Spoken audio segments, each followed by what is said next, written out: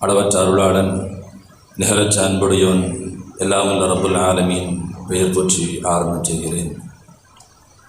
அருமைநாயகம் ஸல்லல்லாஹு அலைஹி வஸல்லம் அன்னவர்கள் மீதும் நாயகத்தை பின்பற்றி வாழ்ந்த சத்திய சஹாபாக்கள், தாபிஈன்கள், தபஅ தாபிஈன்கள், சுஹதாக்கள், நாதாக்கள், நல்லோர்கள், வலிமார்கள், உலக முஸ்லீம்கள், குறிப்பாக இந்த ஜும்ஆவில் அமர்ந்திருக்கிற நம்மின் மீதும் நமது குடும்பத்தினர்கள், சந்ததியினர்கள், உற்றார் உறவினர்கள் எல்லோரின் மீதும் ரப்பினுடைய வற்றாத கருணை என்றென்றும் நின்று நிலவட்டுமாக. ஆமீன். கணியத்திற்குரிய அல்லாஹ் நல்லடியார்களே, சில நாட்களாக ஓமனில் மரண தண்டனை விதிக்கப்பட்ட ஒரு பெண்மணிக்கு முஸ்லிம் சமூகத்தை சார்ந்த இந்தியாவினுடைய மூத்த மார்க்க அறிஞர் என்று போற்றப்படுகிற கேரள மாநிலத்தினுடைய ஒரு மார்க்க அறிஞரின் பேச்சுவார்த்தையை கொண்டு அந்த பெண்மணிக்கு விதிக்கப்பட்ட மரண தண்டனை தள்ளி வைக்கப்பட்டிருக்கிறது என்கிற செய்தி முகநூல் முழுக்க, சமூக வலைதளங்கள் முழுக்க ஆக்கிரமித்திருப்பதை நாம் பார்த்து கொண்டிருக்கிறோம். ஒரு பரந்து விரிந்த ஒரு ஜனநாயக நாட்டினுடைய மத்தியில் ஆடுகிற அரசாங்கத்தின் பேச்சுவார்த்தை கூட தோல்வியில் முடிகிற போது, ஒரு சாதாரணமான ஒரு தனி மனிதருடைய பேச்சு கடல் கடந்து செயல்பட்டிருக்கிறது, தன் காரியத்தை சாதித்து முடித்திருக்கிறது என்ற ஆச்சரியம் இந்தியாவினுடைய ஒவ்வொரு குடிமக்களுக்கும் இருக்கிறது என்பதை யாரும் மறுக்க முடியாது. ஒரு அரசாங்கம் அரசியல் ரீதியாக தங்களுடைய ராஜதந்திரங்களின் வாயிலாக அதை நிறுத்தி வைப்பதற்கு எவ்வளவோ முயற்சித்தும் கூட, சில நாட்களுக்கு முன்னால் உச்சநீதிமன்றத்திலே மத்திய அரசாங்கம் பதில் சொன்னது, எங்களால் அதை நிறுத்தி வைக்க முடியவில்லை, அந்த பெண்மணியினுடைய மரண தண்டனையை எங்களால் நிறுத்தி வைக்க முடியவில்லை, பேச்சுவார்த்தையில் எந்த முன்னேற்றமும் இல்லை என்று வாக்குமூலம் கொடுத்தது. அடுத்து ஓரிரு நாட்களில் ஒரு மார்க்க அறிஞருடைய பேச்சுவார்த்தையின் மூலம் முன்னேற்றம் கண்டிருக்கிறது, மரண தண்டனை தள்ளி வைக்கப்பட்டிருக்கிறது என்கிற இந்த செய்தியின் வாயிலாக சம்பந்தப்பட்ட மார்க்க அறிஞருடைய தனிப்பெரும் பெருமைகளை பற்றி பேசுவதை விட இங்கே இஸ்லாத்தையும் அதனுடைய குற்றவியல் சம்பந்தமான அதன் அருமைகளையும் பற்றி நாம் பேச வேண்டியது இருக்கிறது. ஏனென்று சொன்னால், இந்த நிகழ்வுக்கு பின்னால் நிறைய விமர்சனங்களை நாம் பார்க்கிறோம். ஒரு கொலையாளியை, அவருக்கான தண்டனையை ஒரு ஆலிம் நிறுத்தி வைக்க வேண்டுமா? சமூகத்திலே ஷரியத்தின் விஷயத்தை மிக ஆணித்தரமாக வீரியத்தோடு எடுத்துச் சொல்ல வேண்டிய, எடுத்து நடத்த வேண்டிய இந்த சமூகத்தினுடைய மார்க்க அறிஞர்களே ஒரு கொலையாளியை மன்னிப்பதற்குண்டான முயற்சிகளில் இறங்க முடியுமா என்றெல்லாம் பல்வேறு விமர்சனங்கள் வைக்கப்பட்டிருக்கிற இந்த சமயத்தில் இஸ்லாமிய குற்றவியல் சம்பந்தமான தண்டனைகள் அது எவ்வளவு கடுமையானதோ அதே அளவிற்கு அது நெகிழ்வுத்தன்மையும் உடையது என்பதை இந்த சமூகம் புரிந்து கொள்ள வேண்டும். பொதுவாகவே இஸ்லாத்தில் இருக்கிற எல்லா குற்றவியல் தண்டனைகளும் வெளியிலிருந்து பார்க்கக்கூடிய மூன்றாம் நபருக்கு அது ஒரு பெரிய கொடூரமான செயலாக பார்க்கப்படுவதை பார்க்கிறோம். யாராவது ஒரு மூன்றாவது நபர் அந்த தண்டனைகளை பார்க்கிற போது, இந்த மனித சமூகத்தில் இது போன்ற தண்டனைகள் இன்னுமா உயிரோடு இருக்கிறது என்று அவர்கள் கேள்வி எழுப்புகிறார்கள். மனித உரிமைகள் ஆணையம் மரண தண்டனையை இதனால் வரை எதிர்த்துக் கொண்டிருக்கிறது. மரண தண்டனைக்கு மாற்றாக வேறு தண்டனைகள் கண்டுபிடிக்கப்பட வேண்டுமே ஒழிய, மரண தண்டனை ஒரு முழுமையான தீர்வல்ல, அது மனித உரிமைக்கு எதிரானது என்று பல்வேறு அமைப்புகள் இன்றைக்கும் போராடி கொண்டிருக்கிறதை பார்க்கிறோம்.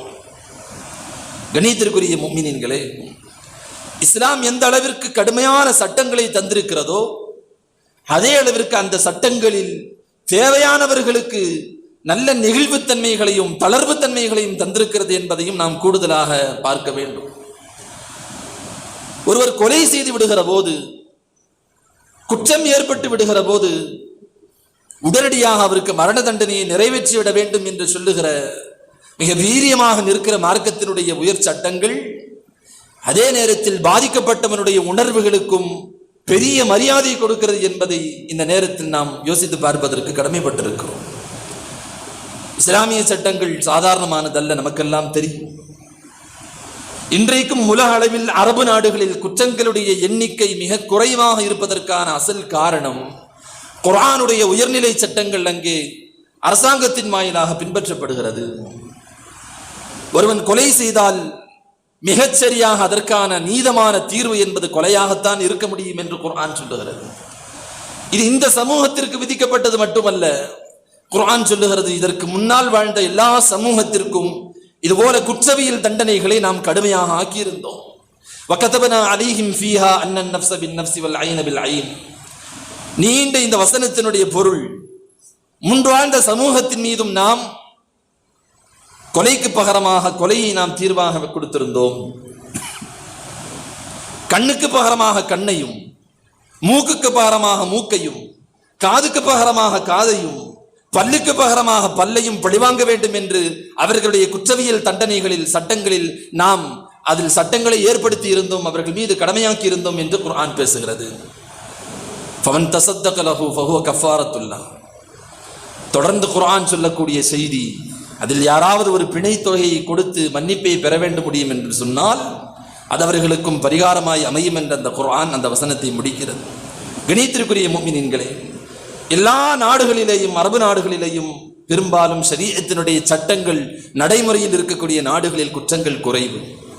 என்ன காரணம் என்னவென்று சொன்னால், அங்கே இந்த ஷரீஅத்தினுடைய குற்றவியல் தண்டனைகள் நிறைவேற்றப்படுகிற காரணத்தினால் சாதாரணமாக இதை பார்க்கக்கூடிய மக்கள் இந்த குற்றத்தில் ஈடுபட்டால் நமக்கும் இந்த நிலைத்தான் என்று அவர்களுக்கு ஏற்படுகிற அந்த பயம், அவர்களுக்கு ஏற்படுகிற அந்த அச்சம், அவர்கள் எந்த ஒரு காரியத்தை செய்வதற்கும் துணிவதற்கு முன்னால் அவர்களை கொஞ்சம் யோசிக்க வைக்கிறது. நபிகள் நாயகம் ஸல்லல்லாஹு அலைஹி வஸல்லம் அவர்களுடைய காலகட்டத்திலேயும் ஏராளமான பிசாசுகள், பெருமானார் படிக்கப்பள்ளி நிறைய இடங்களில் வாங்கி இருக்கிறார்கள். தன்னுடைய சுய லாபத்திற்காக, தன்னுடைய சொந்த பிரச்சனைக்காக வேண்டி யாரையும் பழிவாங்காத பெருமானார் ஸல்லல்லாஹு அலைஹி வஸல்லம் அவர்கள் சமூகம் என்று வருகிற போது நியாயமாய் நடக்க வேண்டிய எல்லா இடங்களிலேயும் குர்ஆனுடைய சட்டத்தை கொண்டு நியாயமாக நடந்திருக்கிறார்கள். உரைனா என்று சொல்லப்படக்கூடிய ஒரு கோத்திரம் பெருமானார் ஸல்லல்லாஹு அலைஹி வஸல்லம் அவர்களிடத்திலே தீனை கற்றுக்கொள்வதற்காக வேண்டி வருகிறார். பெருமானாரிடத்திலே வந்து மார்க்கத்தை கற்றுக்கொள்வதற்காக வேண்டி வந்தவர்களுக்கு மதீனாவினுடைய காலச்சூழல் அவர்களுக்கு ஒத்து வரவில்லை. கடுமையான வயிற்றுப்போக்கு ஏற்பட்டது, வயிற்று வலி ஏற்பட்டது. பெருமானாரிடத்திலே முறையிட்டார்கள். ஸல்லல்லாஹு அலைஹி வஸல்லம் அவர்கள், இதோ இந்த இடத்தில் சதகாவினுடைய ஒட்டகங்கள் மேய்ந்து கொண்டிருக்கிறது, அதனுடைய பாலையும் அதனுடைய சிறுநீரையும் நீங்கள் சேர்த்து அருந்துங்கள், அது உங்களுக்கு ஷிஃபாவாக அமையும் என்று பெருமானார் ஸல்லல்லாஹு அலைஹி வஸல்லம் அவர்கள் சொல்லி அனுப்பினார்கள். அவர்களும் போய் அப்படியே குடித்தார்கள். அவர்களுடைய உடல்நிலை சீராகிவிட்டது. இத்தோடு அவர்கள் முடித்துக் கொள்ளாமல் அங்கே கட்டப்பட்டிருந்த நூற்றுக்கணக்கான சதகாவினுடைய ஒட்டகைகளை மேய்த்துக் கொண்டிருந்த ஒரு சஹாபியை கொலை செய்துவிட்டு எல்லா ஒட்டகங்களையும் ஓட்டிக்கொண்டு அவர்கள் தங்களுடைய நாட்டிற்கு புறப்பட்டு போய்விட்டார்கள். பெருமானாருக்கு இந்த செய்தி கிடைத்தது. பெருமானார் ஒரு படையை அனுப்பினார்கள். மிக வேகமாய் அந்த படையை அவர்கள் பிடித்தார்கள். பிடித்து பெருமானார் ஸல்லல்லாஹு அலைஹி வஸல்லம் மன்னவரிடத்திலே கொண்டு வந்து சேர்த்தார்கள். வரலாற்றிலே பதிவு செய்யப்படுகிறது, ஸல்லல்லாஹு அலைஹி வஸல்லம் மன்னவர்களுடைய அவர்கள் எல்லோருடைய கைகளையும் தனித்தனியாக வெட்டினார்கள். எல்லோருடைய கால்களையும் தனியாக பெருமானார் வெட்டினார்கள்.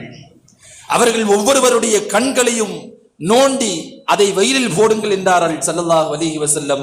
அதே போல அவருடைய கண்கள் எல்லாம் அந்த இடத்திலிருந்து எடுக்கப்பட்டது. எடுத்து அது கடுமையான அந்த பாலைவன மண்ணிலே அது காய போடப்பட்டது. கதறினார்கள், துடித்தார்கள். பெருமானாரிடத்திலே தண்ணீர் கேட்டார்கள். தாகமாக இருக்கிறது, தண்ணீர் தாருங்கள் என்றார்கள். அருமைநாயகம் ஸல்லல்லாஹு அலைஹி வஸல்லம் அவர்கள் தண்ணீர் கொடுக்க கூடாது என்று தடை செய்து விட்டார்கள். கடைசியில் அதே நிலையில் அவர்கள் எல்லாம் மூத்தா போனார்கள் என்பது வரலாறு. கணியத்திற்குரிய முஃமினீன்களே, சதகாவினுடைய ஒட்டகத்தை சமாதானமாய் மேய்த்துக் கொண்டிருக்கிற ஒரு சஹாபியை எந்த விதமான காரணமும் இல்லாமல் திட்டமிட்டு படுகொலை செய்த அந்த கூட்டத்திற்கு பெருமானார் ஸல்லல்லாஹு அலைஹி வஸல்லம் மன்னவர்கள் கொடுத்த தண்டனை மரண தண்டனை. சாதாரணமான மரண தண்டனை அல்ல. இன்னமும் பெருமானாருடைய கடுமைக்கு ஸல்லல்லாஹு அலைஹி வஸல்லம் சமூகம் என்று வருகிற போது எவ்வளவு கோபப்படுவார்கள் என்பதற்கு இந்த நிகழ்வு நமக்கு சான்றாக இன்றைக்கும் எடுத்துக்காட்டப்படுகிறது. ரசூல் ஸல்லல்லாஹு அலைஹி வஸல்லம் அவர்கள் பல இடங்களில், எந்த இடத்திலேயும் ரசூல் ஸல்லல்லாஹு அலைஹி வஸல்லம் அவர்கள் இஸ்லாமிய குற்றவியல் சட்டங்களை யாருக்காக வேண்டியும், எந்த குலத்திற்காக, கோத்திரத்திற்காக வேண்டியும், ஜாதிக்காக வேண்டியும் பெருமானார் விட்டுக் கொடுத்ததில்லை. யூதர்களுடைய ஒரு கூட்டம் ஸல்லல்லாஹு அலைஹி வஸல்லம் அன்னவர்கள் மதீனாவில் இருக்கிற போது ஒரு யூத பெண்மணி, உயர்ந்த ஜாதியை சேர்ந்தவள், உயர்ந்த கபீலாவை சேர்ந்தவள், திருடி விட்டாள். பெருமானாரிடத்திலே வழக்கு வருகிறது. ஸல்லல்லாஹு அலைஹி வஸல்லம் அன்னவர்கள் கையை வெட்ட வேண்டும் என்று முடிவு செய்து விட்டார்கள். யூதர்களை பொறுத்தவரைக்கும் பணக்காரர்களாக இருந்தால், உயர்ந்த கபீலாக்களை சேர்ந்தவர்களாக இருந்தால் அவர்களுக்கான தண்டனைகளில் கொஞ்சம் தளர்வு காட்டுவார்கள். யாரையாவது பெருமானாரிடத்திலே சமாதானம் பேச அனுப்ப வேண்டும் என்று யூதர்கள் முடிவு செய்து பெருமானாருக்கு மிகவும் நெருக்கமான ஹஸரத் உஸாமா ரலியல்லாஹு அன்ஹு அவர்களை அழைத்தார்கள்.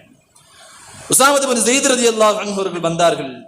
பெருமானாரிடத்தில் வந்து, யா ரசூலல்லாஹ், இந்த பெண்ணுக்கு வழங்கப்படுகிற தண்டனையில ஏதாவது மாற்றங்கள் செய்ய முடியுமா, ஏதாவது தளர்வுகள் செய்ய முடியுமா என்று பேச வந்தார்கள். ரசூலுல்லாஹி ஸல்லல்லாஹு அலைஹி வஸல்லம் அவர்கள் மிக கடுமையாக கோபப்பட்டார்கள் என்று வரலாற்றில் பார்க்கிறோம். அல்லாஹ்வினுடைய தண்டனைகளில், அவன் எழுதி வைத்த குற்றவியல் தண்டனைகளில் நீங்கள் சமாதானம் பேசுவதற்கு வந்திருக்கிறீர்களா என்று மிக கடுமையாக சாடினார்கள் உஸாமா ரலியல்லாஹு அன்ஹு அவர்களை. அப்பதான் ரசூல் ஸல்லல்லாஹு அலைஹி வஸல்லம் வரலாற்று சிறப்புமிக்க இந்த வார்த்தையை பெருமானார் உதிர்ந்தார்கள். என் மகள் லவ் சரக்கத்து ஃபாத்திமா, என் மகள் ஃபாத்திமா திருடினாலும் லகத்தஅத் யதஹா, அவளுடைய கையை வெட்டி விடுவேன் என்றார்கள் பெருமானார் ஸல்லல்லாஹு அலைஹி வஸல்லம் அவர்கள். யாருக்கும் எந்த இடத்திலேயும் இஸ்லாத்தினுடைய குற்றவியல் சட்டங்களை ஸல்லல்லாஹு அலைஹி வஸல்லம் அவர்கள் தளர்த்தியதில்லை. கண்ணியத்திற்குரிய முஃமினீன்களை, ஒரு விதத்தில் பார்க்கிற போது நமக்கு கடுமையாக தோணலாம், கடுமையாக தெரியலாம். ஆனால் வேறு ஒரு கோணத்தில் அதை யோசிக்கிற போது இந்த சட்டங்கள் நியாயமானது என்பதை பாதிக்கப்பட்டவர்களுடைய தரப்பிலிருந்து நம்மால் முடிவு செய்து கொள்ள முடியும். ஏன்னா பாதிக்கப்பட்டவர்களுக்கு தான் அதனுடைய வலியும் அதனுடைய சிரமங்களும் நெருக்கடிகளும் பாதிக்கப்பட்ட குடும்பத்தினர்களுக்கு தான் தெரியும் என்கிற காரணத்தினால்தான் அவர்களுடைய உணர்வு என்ன, அவர்கள் எதை எதிர்பார்க்கிறார்கள் என்பதை படைத்த ரப்புல் ஆலமீன், உணர்வுகளை படைத்த ரப்புல் ஆலமீன் அவர்களுடைய உணர்விற்கு தோதுவாய் நியாயமான முறையில், நீதமான முறையிலே குற்றவியல் சட்டங்களை இறக்கி தந்தார். ஏன் இன்றைக்கும் கூட 2012 நிர்பயாவினுடைய வழக்கில் ஓடுகிற பேருந்தில் ஒரு பெண்ணை கொடூரமாக அவருடைய கற்பு சூறையாடப்பட்ட போது ஒட்டுமொத்த நாடும் அவர்களுக்கு என்ன தண்டனை தர வேண்டும் என்று பேசியது. எல்லோரும் ஒருமித்த கருத்தில் சொன்னார்கள், மரண தண்டனை விதிக்க வேண்டும். காரணம், அந்த வழக்கினுடைய அந்த பிரச்சனையினுடைய வீரியம் அவ்வளவு கொடூரமானது என்கிற காரணத்தினால் சாதாரணமான சராசரி மனிதர்களும் கூட இந்த கொலைக்கு, இந்த கற்பழிப்புக்கு மரண தண்டனை விதிக்க வேண்டும் என்று நாம் என்ன செய்தோம், கூக்குரலிட்டோம். என்ன காரணம் என்னவென்று சொன்னால், அதனுடைய வலியை நம்மால் புரிந்து கொள்ள முடிகிறது என்று சொன்னால் பாதிக்கப்பட்ட குடும்பத்தினர்களுக்கு அது எவ்வளவு வலித்திருக்கும், பாதிக்கப்பட்ட அந்த பெற்றோர்களுக்கு எவ்வளவு வலித்திருக்கும். கண்ணியத்திற்குரிய முஃமினீன்களே, எந்த இடத்திலேயும் இஸ்லாம் தான் தந்திருக்கிற சட்டங்களை மிகச்சரியாக துல்லியமாக கணக்கு போட்டு தான் இந்த சமூகத்திற்கு தந்திருக்கிறது. பாதிக்கப்பட்டிருக்கிற எந்த ஒரு மனிதனுடைய உணர்வுகளுக்கும் பெரிய மரியாதை கொடுக்கக்கூடிய மார்க்கம் இந்த இஸ்லாமிய மார்க்கம். இன்னைக்கு இந்த சட்டங்கள் எல்லாம் கடுமையாக இல்லாத காரணத்தினால்தான் உலகம் முழுக்க, நாம் ஆளுகிற இந்தியா உட்பட உலகம் முழுக்க நாடுகளில் கொலை குற்றங்கள் சர்வசாதாரணமாக நடைபெறுவதற்கான காரணம் இங்கே குற்றவியல் தண்டனைகள் சம்பந்தமான நிறைய ஓட்டைகள் இருக்கிறது. எந்த ஒரு குற்றத்தை செய்தாலும் எப்படியாவது வெளியிலே வந்து விடலாம் என்கிற அளவிற்குத்தான் இன்றைக்கு சட்டங்களுடைய கடுமையும் வீரியமும் இருக்கிறது. வயிற்று பிழைப்பிற்காக வேண்டி கொலை செய்யக்கூடிய கூட்டம் இருக்கிறது, கூலிப்படைகள் இருக்கிறார்கள். சாதாரணமாய் கோபம் வந்து விட்டால் கொலை செய்கிற நிலைக்கு இன்றைக்கு மனிதர்கள் இருக்கிறார்கள். பணத்திற்காக கொலை செய்யக்கூடியவர்கள் இருக்கிறார்கள், திருட்டு குற்றத்திற்காக கொலை செய்யக்கூடியவர்கள் இருக்கிறார்கள், மரியாதை கௌரவம் என்கிற பெயரிலே கொலை செய்யக்கூடியவர்கள் இருக்கிறார்கள். இன்றைக்கு கொலை என்பது இவர்கள் தான் செய்வார்கள் என்பதையெல்லாம் தாண்டி யார் வேண்டுமானாலும் செய்யலாம் என்கிற நிலைக்கு இந்த மனித சமூகம் தள்ளப்பட்டிருக்கிறதுக்கான காரணம் இங்கே குற்றவியல் தண்டனைகள் மிக குறைவு, அதனுடைய வீரியம் குறைவு. இந்த சமூகத்தை பாதுகாக்க வேண்டிய காவல்துறை கூட சில நேரங்களில் அநியாயமாக சில நபர்களை கொன்று விடுகிறது என்று சொன்னால் இங்கே சட்டங்கள் எந்த நிலைக்கு இருக்கிறது என்பதை நாம் பார்க்க வேண்டும். கண்ணியத்திற்குரியவர்களே, அதனால்தான் இஸ்லாம் அதனுடைய சட்டங்களை அவ்வளவு துல்லியமாக, எந்த இடத்திலேயும் இஸ்லாத்தினுடைய சட்டங்களை பற்றி அதை ஆய்வு செய்கிற சமயத்தில் இஸ்லாம் இங்கே கொஞ்சம் கூடுதலாக நடந்திருக்கிறது என்று நம்மால் யோசிக்கவே முடியாது. இஸ்லாம் இந்த இடத்திலே இந்த பாவத்தினுடைய விஷயத்தில், குற்றத்தின் விஷயத்தில் இஸ்லாம் கொஞ்சம் தளர்வு காட்டி இருக்கிறது என்று நம்மால் குறை சொல்ல முடியாத அளவிற்கு உண்டான சட்டங்கள். அதனால்தான் சுப்ரீம் லா என்ற குர்ஆனை நாம் சொல்லுகிறோம். இந்த உலகத்திலேயே உயர்நிலை சட்டங்களுக்கு சொந்தமானது குர்ஆன். அல்லாஹ் இந்த மனித சமூகத்தை படைத்த ரப்புல் ஆலமீன் இந்த சமூகத்திற்கு எந்த மாதிரியான சட்டங்கள் தேவைப்படும் என்பதை மிகச்சரியாக இந்த சமூகத்திற்கு அவன் என்ன செய்திருக்கிறான், தந்திருக்கிறான். கணியத்திற்குரிய முஃமினீன்களே, இவ்வளவு கடுமை காட்டுகிற இந்த மார்க்கம், கொலை என்றால் அதற்கு பகரம் கொலைதான், மூக்கறுபட்டால் அதற்கு பகரம் மூக்கைத்தான் நறுக்க வேண்டும், காதறுக்கப்பட்டால் அதற்கு பகரம் காதறுக்கப்பட வேண்டும், பல் உடைக்கப்பட்டால் பகரத்தின் பல்தான் உடைக்கப்பட வேண்டும், இதுதான் நீதியாக இருக்க முடியும் என்று இவ்வளவு கடுமை காட்டுகிற இந்த மார்க்கம் அதே குற்றவியல் தண்டனைகளில் பல இடங்களில் நெகிழ்வுத்தன்மையையும் தளர்வுத்தன்மைகளையும் காட்டியிருக்கிறது என்பதையும் யாராலும் மறுக்க முடியாது. தேவையான இடங்களில் மார்க்கம் காட்டியிருக்கிறது. ஒரு கொலை நடைபெறுகிறது என்று சொன்னால் ஷரியத்தினுடைய சட்டம் சொல்லுகிறது, அவனை பழிக்கு பழி வாங்க வேண்டும், அவனுக்கும் மரண தண்டனை என்பதில் மாற்று கருத்தில்லை. ஆனால் பாதிக்கப்பட்டவர்களுக்கான அவர்களுடைய பதில் என்ன, பாதிக்கப்பட்டவர்களுடைய கோரிக்கை என்ன, மார்க்கம் கேட்க சொல்லுகிறது. எங்களுக்கு எதுவும் வேண்டியதில்லை, பழிக்கு பழி தீர்த்தால்தான் நாங்கள் சமாதானமாகுவோம் என்று சொன்னால் கண்ணை மூடிக்கொண்டு மார்க்கம் பழிக்கு பழி தீர்த்துவிட சொல்லுகிறது. இல்லை, பாதிக்கப்பட்டவர்கள் நாங்கள் மன்னித்து விடுகிறோம் என்று சொன்னால் அந்த கொலையாளியை மன்னித்து விடுவதற்கும் மார்க்கம் அனுமதி கொடுக்கிறது. இல்லை, கொலைக்கு பகரமாக எங்களுக்கு ஏதாவது பிணை தொகை தர வேண்டும், இரத்தத்திற்கு பகரமாக ஏதாவது பெரும் தொகை தர வேண்டும் என்று சொல்லப்பட்டால் அதற்கும் ஷரியத் என்ன செய்கிறது, ஏதாவது பகரத்தை கொடுத்துவிட்டு அந்த கொலைக்கு மன்னிப்பை வாங்குகிற நெகிழ்வுத்தன்மையும் குற்றவியல் சட்டங்களில் மார்க்கம் தந்திருப்பதின் மூலமாக ஒரு மனித உயிருக்கு இந்த ஷரியத் எவ்வளவு மதிப்பை கொடுக்கிறது என்பதையும் ஒரு கோணத்தில் நாம் அதை பார்க்க வேண்டும்.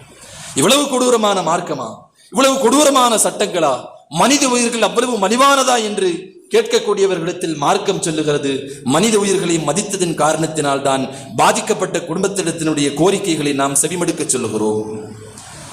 இன்னைக்கு இருக்கக்கூடிய சட்டங்கள் எல்லாம் நாங்கள் மன்னிச்சிட்டோம்னு சொன்னா கூட அரசாங்கம் விடுறதில்லை. பல நாடுகளில் சட்டங்கள் அதுதான். கொலை நடந்து விட்டது என்று சொன்னால் அது அரசாங்கத்தின் வாயிலாகவே அந்த தண்டனை நிறைவேற்றப்பட்டு விடும். குடும்பங்கள் மன்னித்தாலும் சரி, மன்னிக்காவிட்டாலும் சரி.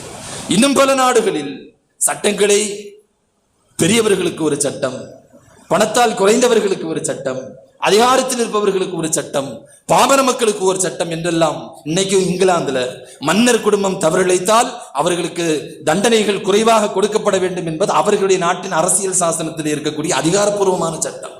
இங்கிலாந்தினுடைய மன்னர் குடும்பம் தவறிழைத்தால் மற்ற பொதுமக்களுக்கு வழங்கப்படுகிற தண்டனைகள் அவர்களுக்கு கொடுக்கக்கூடாது என்பது சட்டப்பூர்வமாக இருக்கிறது. இப்படி ஒவ்வொரு நாடுகளிலேயும் இருக்கக்கூடிய சட்டங்களை பார்க்கிற போது இஸ்லாம் மனித உயிர்களுக்கு எவ்வளவு பெரிய மரியாதை கொடுத்திருக்கிறது, அதே நேரத்தில் பாதிக்கப்பட்டவர்களுக்கு எவ்வளவு பெரிய அவர்களுடைய உணர்வுகளுக்கும் மரியாதை கொடுத்திருக்கிறது என்பதை நம்மால் பார்க்க முடியும். மன்னிக்கணும்னு முடிவு பண்ணிட்டாங்கன்னு சொன்னா எவ்வளவு பெரிய கொலையை செய்தவனாக இருந்தாலும் அவன் மன்னிப்பிற்கு தகுதி உள்ளவனாக மாறிவிடுகிறான். அதே நேரத்தில் காசு பணம் வேணும்னு சொன்னா அவர்கள் வைக்கக்கூடிய டிமாண்ட், எங்களுக்கு இத்தனை கோடி வேணும்னு சொல்லிட்டு அதை கொடுத்துட்டு அவர் தப்பித்துக் கொள்ளலாம்.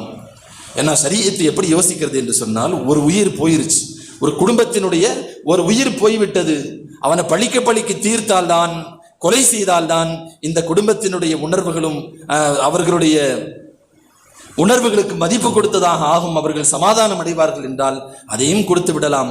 அல்லது உயிர் போய்விட்டது, இதற்கு பகரமாக குடும்பம் தலை நிமிர்ந்து நிற்பதற்கு ஏதாவது ஒரு பொருளாதார வசதி கொடுத்து விட்டா, ஏன்னா ஒரு மாசம் 2 மாசம் கழிஞ்சிருச்சுன்னு சொன்னா அந்த வேகமும் அந்த கோபமும் கொஞ்சம் கொஞ்சமாக குறைந்து போய்விடும். அதனால ஷரியத் என்ன சொல்லுகிறது, ஏதாவது பிணைத்தொகை உங்களுக்கு வேண்டும் என்று சொன்னால், ஏதாவது ஈட்டுத்தொகையை வாங்க வேண்டும் என்று சொன்னால் அதையும் நீங்கள் கோரிக்கை வைத்து வாங்கி அவர்களை நீங்கள் மன்னித்து விடலாம். அப்படி வாங்கி மன்னிச்சு விட்டதுக்கு பிறகு அவர்கள் மீது கை வைப்பதை மார்க்கம் அனுமதிக்கவில்லை. வாங்கிக்கலாம். அப்படி வாங்கி கொண்டால் ஒருவேளை ஏழை குடும்பமாக இருந்தால் அந்த குடும்பம் கொஞ்சம் தங்களை நிலைப்படுத்திக் கொள்வதற்கு அந்த பொருளாதாரம் காரணமாக அமையும் என்கிற காரணத்தினால் ஷரியத் அப்படி ஒரு வழியை வைத்திருக்கிறது.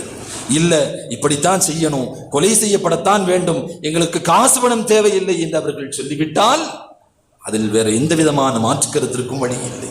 சமீபத்தில் ஏமனில் நடந்திருக்கக்கூடிய இந்த பிரச்சனை, ஒரு பெண்மணி அங்கே ஏதோ சில பிரச்சனைகளின் காரணத்தினால் தன்னுடைய சக மனிதருக்கு, நண்பருக்கு கடுமையான போதைப் பொருட்களை கொடுத்து அவர்களை கொலை செய்து அவர் அரசாங்கத்தினால் பிடிக்கப்பட்டு மரண தண்டனை விதிக்கப்பட்டார்.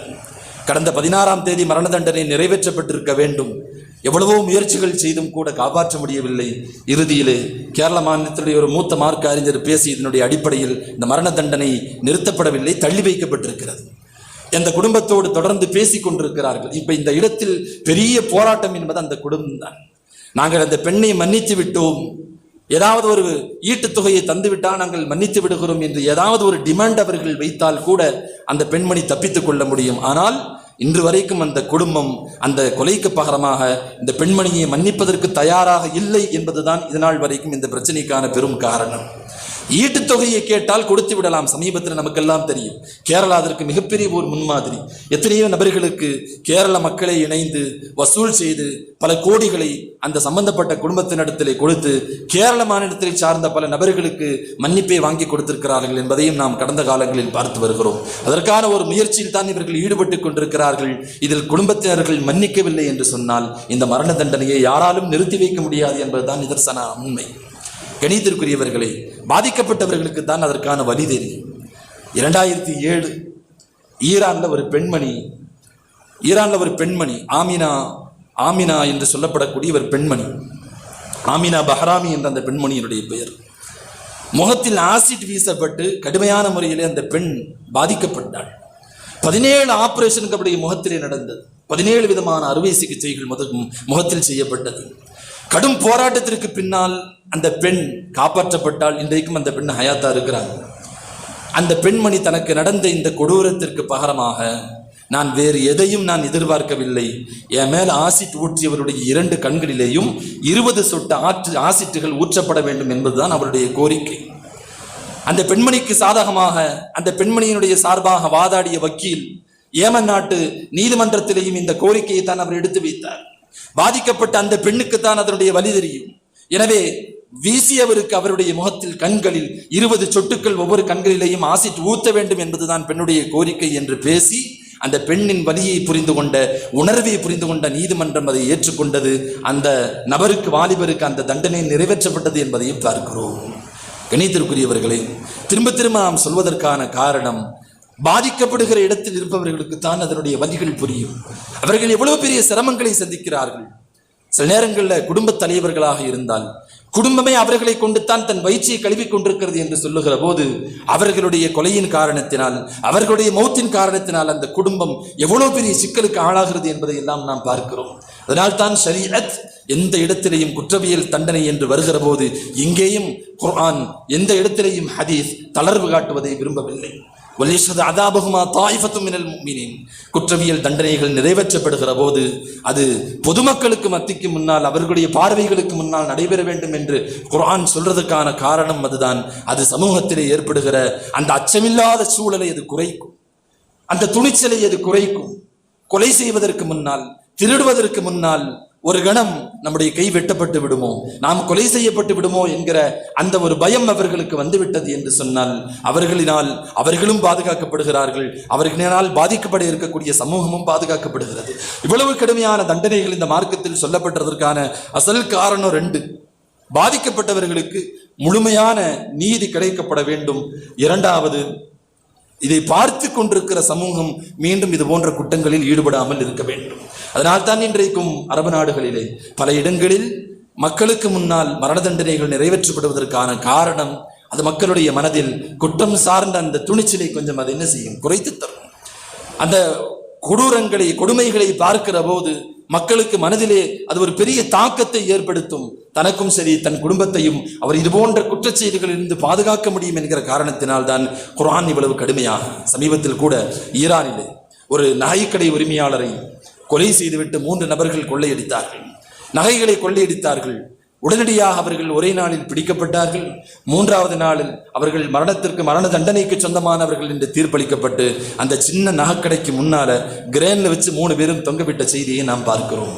எதற்கென்று சொன்னால் பொதுமக்களுடைய பார்வைக்கு வருகிற போது அந்த துணிச்சல் அது குறையும். துணிச்சல் குறைவதன் காரணத்தினால் சமூகத்திலே குற்றங்கள் குறைக்கப்படும் என்கிற நோக்கத்தில் அல்லாஹ் இந்த சட்டங்களை மிக கடுமையாக ஆக்கி வைத்தது மட்டுமல்ல, சில நேரங்களில் போன உயிர் போய்விடட்டும், இதனால் என் குடும்பத்திற்கு ஒரு நல்ல எதிர்காலம் செழிக்கட்டும் என்று அந்த குடும்பம் நினைத்தால் அதற்கான வழிகளையும் மார்க்கம் ஏதாவது பொருளாதாரத்தை பெற்றுக்கொண்டு நீங்கள் அவர்களை மன்னித்து விடலாம் என்று சொல்லுகிறது.